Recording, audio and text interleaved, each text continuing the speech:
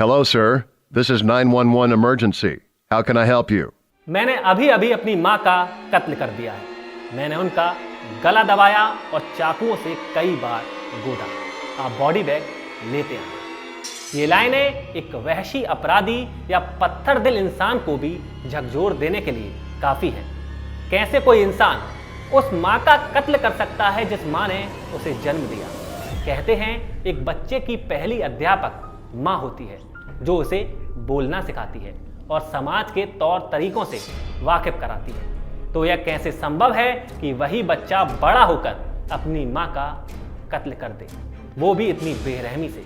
लेकिन तेजी से तरक्की की ओर बढ़ रही इस दुनिया ने काफी चीजों को पीछे छोड़ दिया।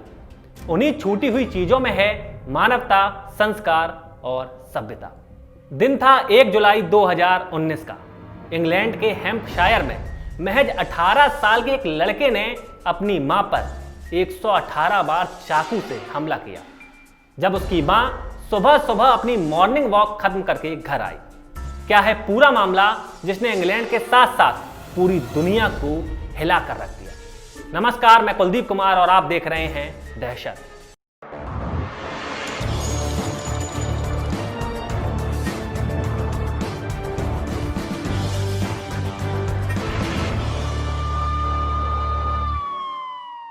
इंग्लैंड में एक 18 साल के लड़के की उस वक्त पुलिस कस्टडी में मौत हो गई जब उसका इलाज एक मानसिक अस्पताल में चल रहा था। लेकिन इस 18 वर्षीय लड़के ने जिस अपराध को अंजाम दिया, उसे जिस किसी ने भी सुना उसका दिल दहल गया। आत्मा को झकझोर देने वाली यह वारदात इंग्लैंड शहर की है, जहां 1 जुलाई 2019 को 18 साल के एक लड़के ने बेरहमी से अपनी मां का कत्ल कर दिया। आरोपी लड़के का नाम रोवन थॉमसन था। इसने अपनी मां जोआना थॉमसन की बड़ी निर्ममता से हत्या कर दी। रोवन ने अपनी मां का कत्ल 118 बार चाकू भोंक कर किया। हैरान करने वाली बात यह है कि रोवन ने हत्या को अंजाम देने के बाद खुद ही पुलिस को फोन किया और पुलिस से बॉडी बैग लाने के लिए कह दिया। टाइम्स ऑफ लंदन की रिपोर्ट के मुताबिक रोवन अपनी मां के साथ हर दिन की तरह सुबह मॉर्निंग वॉक के लिए निकला था। सब कुछ ठीक चल रहा था, लेकिन घर लौटने के बाद रोवन पर समझिए भूत सवार हो गया और उसने अपनी मां के ऊपर चाकू से हमला कर दिया। रोवन ने मां के सिर पर 38 बार, गर्दन पर 64 बार और बाह पर 16 बार चाकू से वार किया। अदालत में सुनवाई के दौरान पता चला कि लड़के ने मां की हत्या करने के बाद 999 पर पुलिस को कॉल किया और कहा कि मैंने अभी अभी अपनी मां का कत्ल किया है। मैंने उनका गला दबाया है, कई बार चाकुओं से उन्हें गोदा है। आप आते आते बॉडी बैग लेते आना। 18 साल के रोवन की अक्टूबर महीने में पुलिस की कस्टडी में मौत हो गई। उस वक्त रोवन का मानसिक अस्पताल में इलाज चल रहा था। जल्द रोवन पर अपनी मां की हत्या का भी केस शुरू होने वाला था। रोवन की मौत के बाद कई खुलासे हुए, जैसे कि मां की हत्या करने से एक रात पहले रोवन और उसकी मां जोआना के बीच बहस हुई थी। बहस के बाद रोवन अपने कमरे में सोने चला गया। अगले दिन सुबह जब रोवन अपनी मां के साथ मॉर्निंग वॉक के लिए निकला तो उस वक्त भी उसका व्यवहार बिल्कुल सामान्य इंसान की तरह था। लेकिन घर पहुंचने के बाद अचानक उसने इस भयानक घटना को अंजाम दे दिया।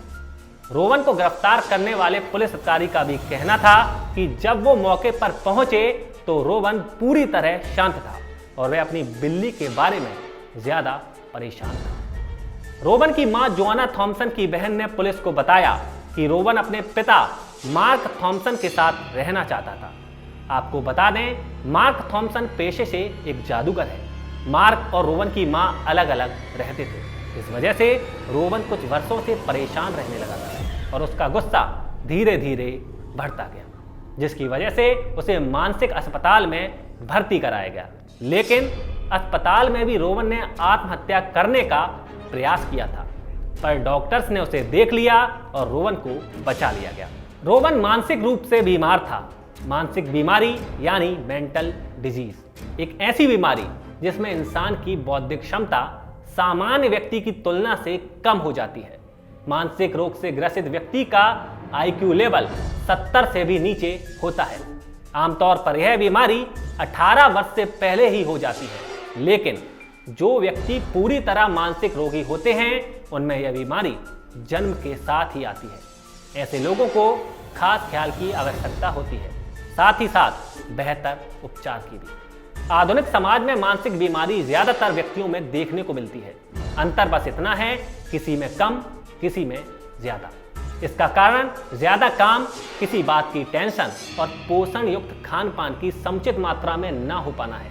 इसका एक कारण अनिद्रा यानी नींद न आने की समस्या भी है।